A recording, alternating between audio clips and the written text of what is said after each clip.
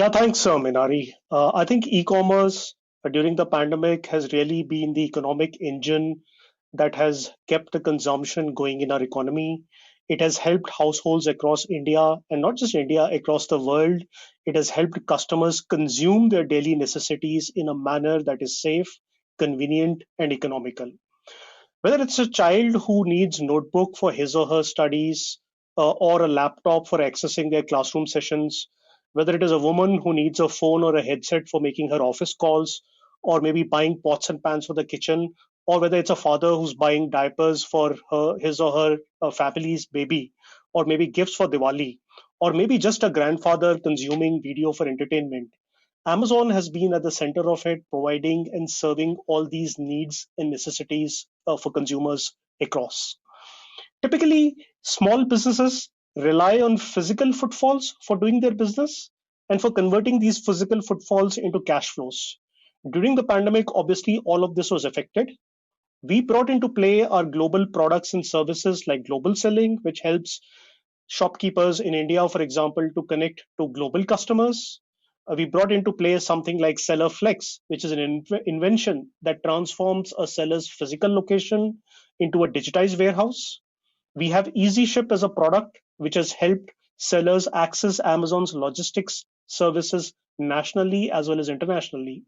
And all of these have actually kept the consumption engine going and allowed small businesses to sort of earn their cash flows and provide for livelihoods all around them.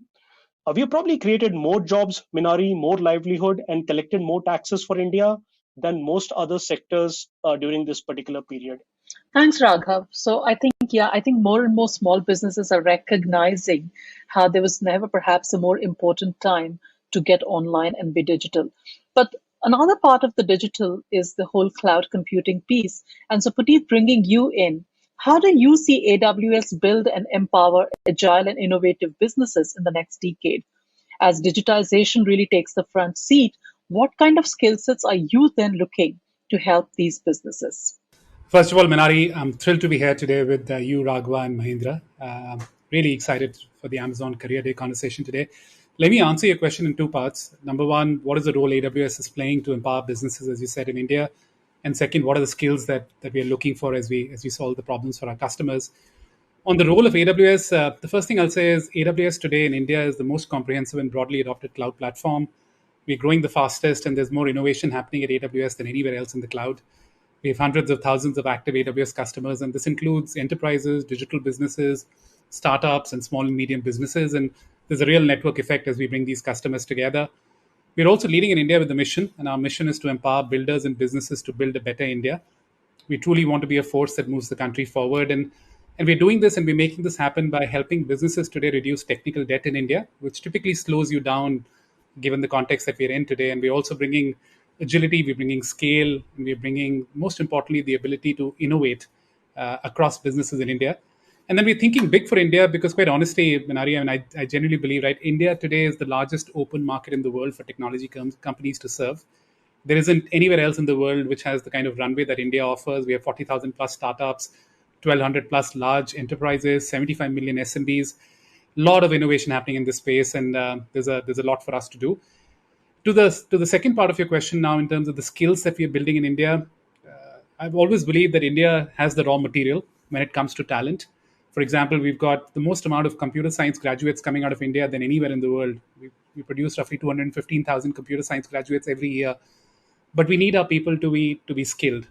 Only 12% of our workforce today has digital skills. In India, if you dial the clock forward, we'll need roughly 9x the number of digital skills or digitally skilled workers by 2025 compared to what we have today. Right? And that's where we've got a role to play. So we're doing two things to solve that. Number one, we're trying to build India's best, diverse, and most inclusive technology team so that we can bring the best of AWS to our customers.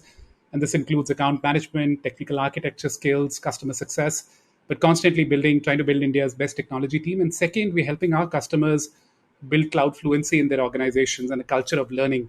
So last year, Amazon announced that we will help 29 million people across the world grow their technology skills with free cloud computing skills and training by 2025. Thanks, Puneet. I think that's really insightful for the audience that's watching us. And as we come back to some of these questions around skill sets, but before that, Mahendra, there is a need, there is the time, and all of it. But if there's one area where perhaps India is almost leading the world with cutting edge innovation, it's fintech. So there are two parts of the question for you. How do you think is all of this transforming what's still a very cash based economy? And two, how do you really define Amazon Pay's role in this entire ecosystem? Hey, Minari, thank you. And really, first of all, excited to be a part of this panel and very humbled to have this chance to share my thoughts on this first career day. Um, Responding to your question, when it comes to payments, and particularly in India, India has some very unique characteristics when it comes to payments. Just to share with you a few stats, roughly 80-85% of the Indian population earns in cash. Only about 2 to 3% of the customers in India have access to credit cards. And when it comes to digital payments, one in every five digital payment transactions still fail at the first attempt. So the opportunity for transformation is very much there when we look at payments in India, and very excited to be a part of that transformation. The good thing is there is a lot of tailwinds that the industry is now seeing in terms of payments, starting with very strong policy interventions from the regulator, as well as government-backed interventions. So there have been extremely progressive policies that have been rolled out in the last several years that have led to the inventions of things like UPI and Aadhaar and new protocols like e-mandate, which are now coming out, which are really going to change the way India pays going forward. And what that is doing is it is fueling rapid innovation. So you see a whole host of startups that are really changing the landscape, not just for India, but really inspiring innovation around the world in the world of payments, financial services, credit products, insurance, and more. And all of this won't be possible without a large infrastructure like AWS or the large capital that a lot of people, including large companies such as ourselves, are putting in to transform the payments landscape. So overall, from an industry perspective, I feel that the opportunity is very much there, and the right set of tailwinds from a policy, industry, and innovation perspective are in place. And the specific role that I see Amazon playing in this scenario is to be the catalyst towards moving India towards a less cash society. So moving towards a more digital and a less cash society is a priority for the government, and rightly so. And I do see Amazon playing a very critical role in that. Starts with how we help our customers shop more conveniently in a digital manner. So today, going from a cash on delivery focused marketplace, I'm proud to say that a lot of customers on Amazon today are shopping way more customers are shopping digitally than with cash. And that has got to do with really strengthening our payment infrastructure and enabling every customer to pay digitally. The second is affordability and credit being a big gap. Is how do we serve the credit needs of customers such that they can buy whatever they aspire to. So payments has a huge role to play, particularly credit, in terms of fulfilling aspirations of our customers.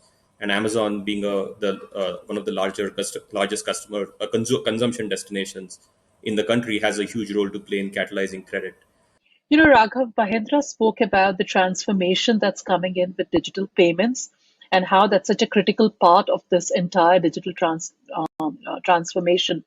But but nonetheless, e-commerce is still at a very nascent part in India. What will it take, do you think, to bring in the next 100, 200 million customers to shop online? And the second part of that would be, therefore, what are the kind of people that you would really need to come on board to really help with that journey? Thanks, Minari.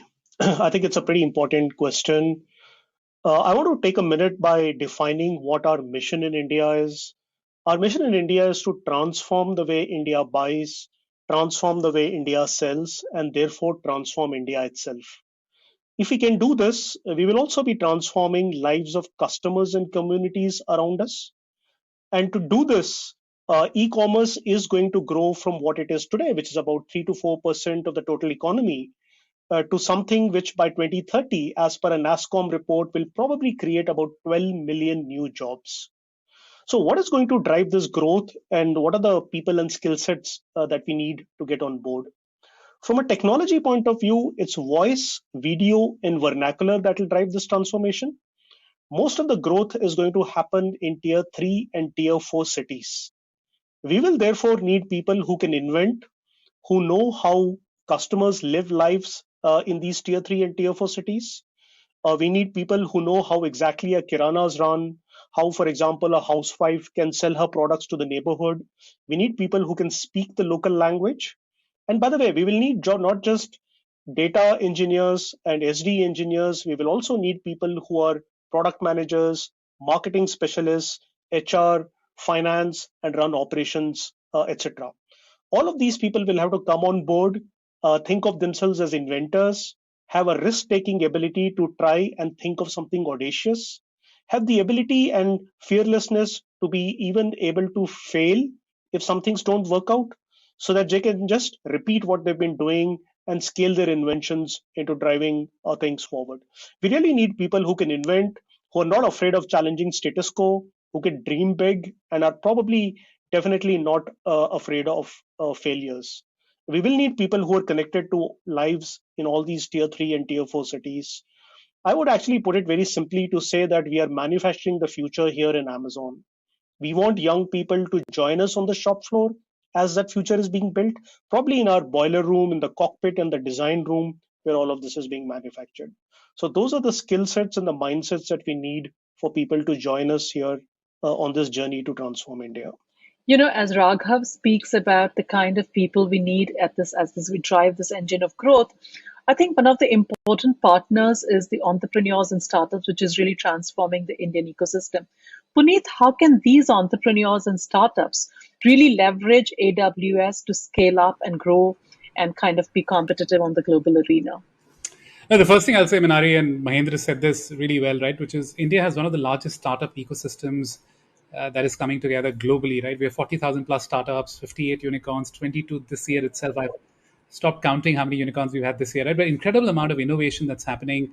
There's a massive SaaSification drive happening in India. More than 1,000 funded SaaS companies in India today who are really growing up, right? So India is now becoming the natural home for both B2B and B2C startups and innovation, which is really heartening to see for all of us.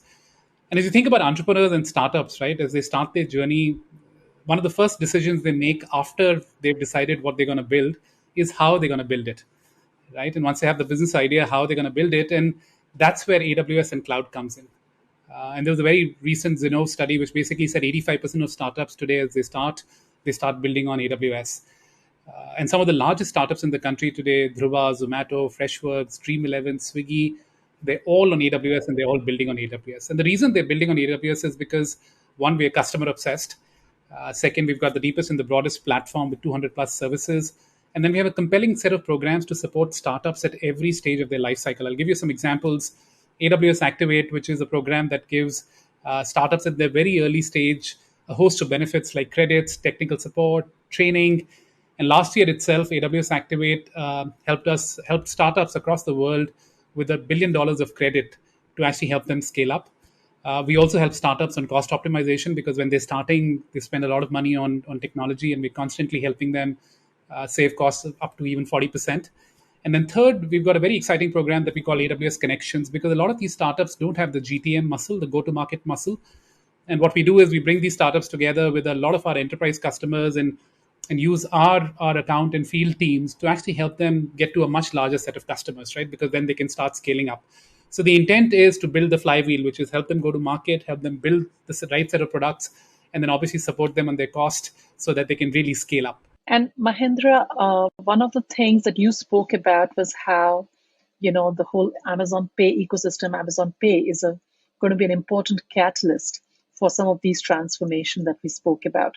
Give us a little more texture to how are you seeing that happen with customers, with small businesses, with merchants that you're working with, and what's really the very exciting part of this transformation where you're playing the role as a catalyst. Right. So I think, Minari, the way we at least look at where we can achieve this transformation as Amazon is at the intersection of where commerce happens and where consumption happens. And so when you look at essentially commerce and consumption, you're talking about consumers on the one hand and merchants on the other hand. And so we look at our landscape as how can we serve both the consumer merchant as well as the merchant customer, sorry, the consuming customer and the merchant customer. And in that sense, India is very fascinating in terms of the heterogeneity that it throws up at you, both in terms of consumers as well as merchants.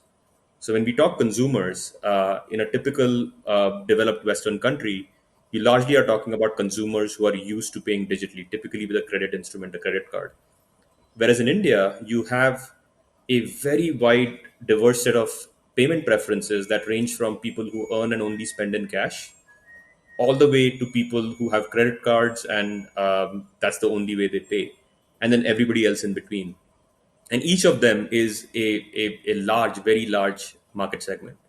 Similarly, on the merchant side, you have everybody from the millions, the tens of millions, close to 70, 80 million small, medium sized businesses. There could be the store owners, the kiranas, all the way to the organized retail chains, all the way to online startups and apps where people are consuming.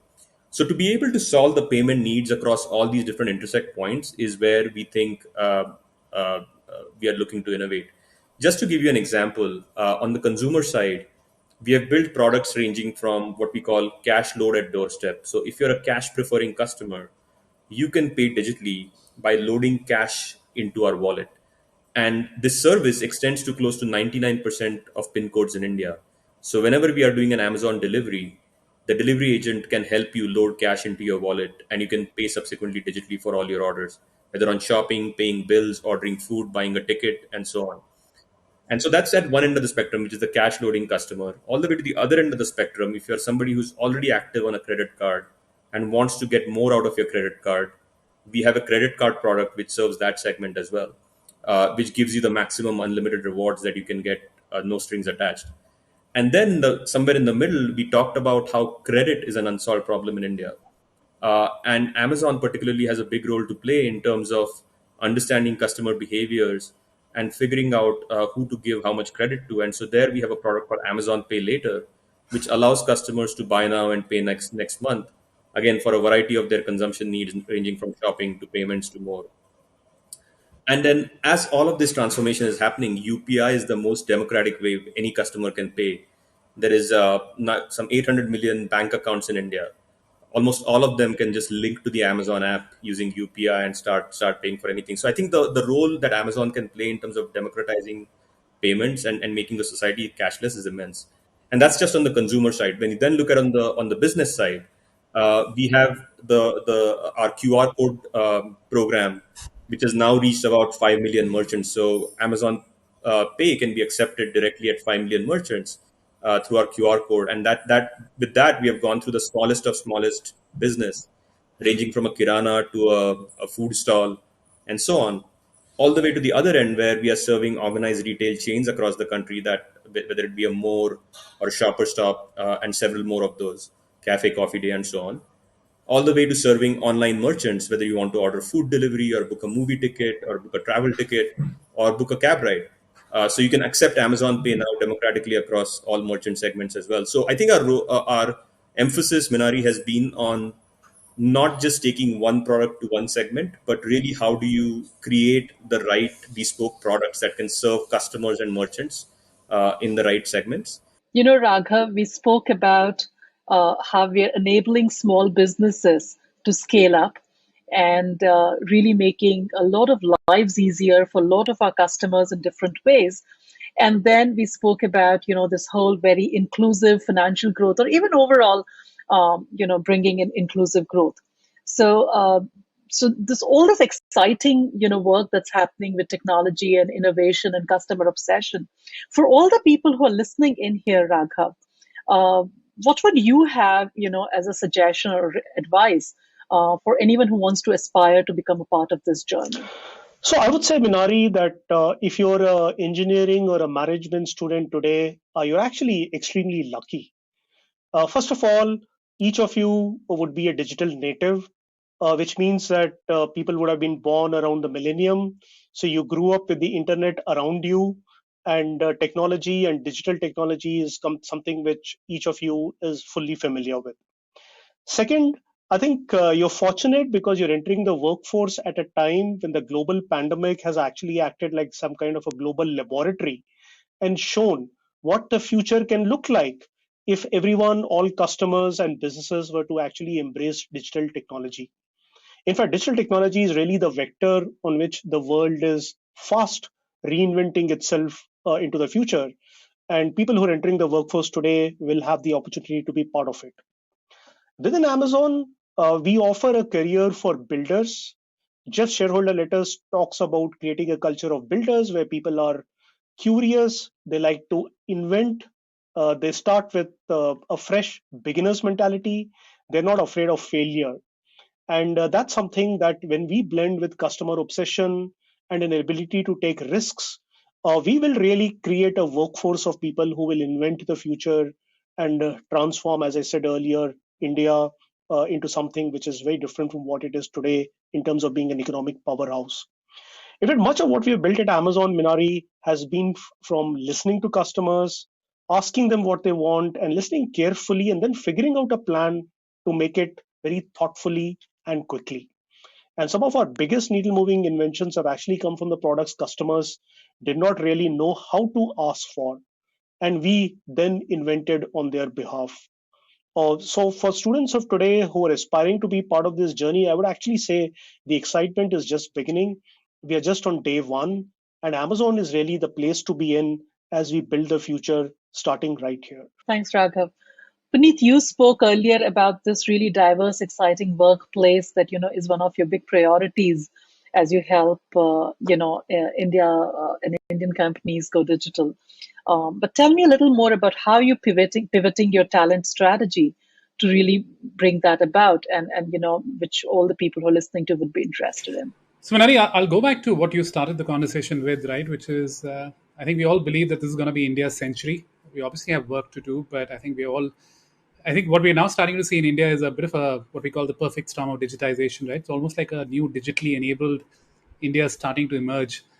And there are a couple of reasons why this is coming together in the right way for India. First is the India Stack, which is the three digital infrastructure highways that have been built. And Mahendra spoke about the bank accounts. But if you look at Aadhaar, right, everybody knows about Aadhaar, but that allows Indians today to open a bank account in less than a minute. And then the second marker of confidence on this is, as AWS from our vantage point, we're now seeing businesses in India realize the value of technology like they've never done, and they're moving at a speed that's again something that at least I haven't seen before. Right, this crisis was almost like a dress rehearsal for the new world, and it has taught us many things. But the one lesson that really stands out for me is the need for agility, right? The need to adapt quickly to uncertainty because we're entering a time which is more uncertain and more dynamic, and that's where technology and cloud have a massive role to play. I mean, cloud changes everything when it comes to agility. And the role of technology and cloud in the last couple of years has changed from being an enabler to being at the core of businesses and innovation, which is really exciting. And then as AWS and Amazon, we have a significant role to play.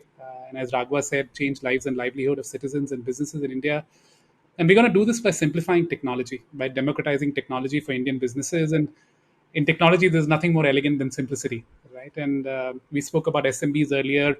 Uh, I've always believed the S in the SMB stands for simple, and we need to really simplify and democratize technology to get a larger part of India to access that technology. And we're starting to see that happen today, right? I'll give you an example. Any of us today sitting in a Starbucks or even a cyber cafe in Patna can access as much compute, storage, database, analytics as large corporations with millions of dollars of budgets and armies of people used to be able to do, right? And imagine the unlock for us if we can get 1.3 billion Indians to access this technology. So that's what we got to do. We got to simplify technology. We got to make it accessible for a billion Indians. And as I said earlier, right, it's about building the best technology team. And Raghav said this, right, which is if you're today an engineer, if you're somebody who's coming out of college, you are already a digital native, so you've got an advantage. But we're working really hard to bring the best builders into AWS who can then solve the toughest problems for our customers. And then we're also focusing a lot on building their skills and capabilities so that they can solve the toughest problems and really deliver impact and make us the most customer obsessed company in India. Mahendra, what would you say? I mean, both Raghav and Puneet referenced a lot of the engineering and the tech piece, but we also have a lot of management students and a lot of other students. What would be your words of advice to all these people listening in today? Yeah. So I think on this one, I probably have a bit of a unique perspective. So I joined Amazon way back when in 2005 as an intern, and then I After business school, I decided to do a few other things, and then I rejoined again in 2009 as a product manager. Um, and I can tell you that over the last 12 years, I've never really left my job title as an intern. There's always something new to learn. I've been fortunate enough to be a part of businesses which at Amazon at that time had not been tried before, were very new. So before payments, I did something called Amazon Home Services, where I was trying to figure out how to put air conditioners and washing machines in people's homes. And before that, I built something called Jungly.com, which was on the mission of organizing selection across large unorganized small and medium sized businesses at Amazon. So I feel what Amazon offers you, and before that, as an intern, I was working on something called Web Store, and then after that, Fulfillment by Amazon. So what Amazon, first of all, offers you is a very wide canvas of opportunities across a variety of businesses. And the businesses I talked about that I have worked on are only on the consumer and the seller side. They don't even get to devices and AWS and content and many other things that we are into. So I think just the it's a world of opportunities by itself. So if you're somebody who's looking for a very long, fruitful, exciting career where you're learning all the time, I feel it's a really great place to be. And Amazon does encourage people to try out new things fundamentally. So that's awesome. The one common thread, though, across all these things that I feel is very exciting. I mean, we have heard this term customer obsession, but Amazon is an organization, even at its current scale. Back when I joined as an intern, we were 2,000 people. When I joined full time, we were 5,000 people. Now we are a million people. The things that have stayed constant are our leadership principles. And our first leadership principle is customer obsession. And I think that is true whether you're in AWS, that is true whether you're in consumer, that is true whether you're in payments, devices, what have you. And I think that would be my one sort of piece of advice, regardless of whether you're an engineer or a management graduate or even a lateral hire, is just putting the customer at the center of all your decisions. I think it's an invaluable skill and lesson to have. Nicely said, Mahendra. And with that, we come to the end of this panel discussion. I want to just thank all of our panelists, Raghav Rao, Puneet Chandok, and Mahendra Nerurkar, for all these insights into what's making Amazon this exciting, thriving workplace where we are really, making such a difference with technology and innovation, but really making a difference to the lives of our customers and so many small and medium-sized businesses and really across so many different industries and people. Um, I hope you all found this really interesting. I want to thank all of you who've joined in today to be a part of this session with us. But as you know, we have a lot more in store as a part of the Career Day. Stay tuned. Have a good day.